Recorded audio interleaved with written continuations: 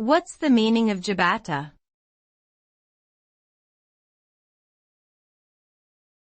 Ciabatta.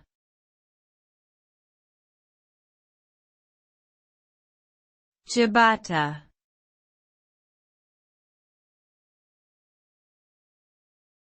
Ciabatta.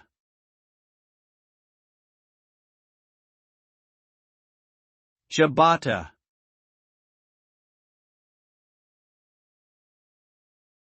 Ciabatta is an Italian bread made from a simple dough of wheat flour, water, salt, and yeast.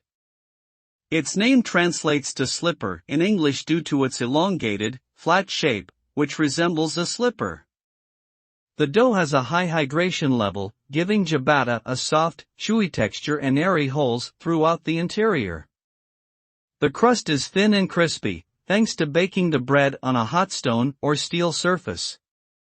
Ciabatta is widely used for sandwiches, bruschetta, and dipping in olive oil and balsamic vinegar.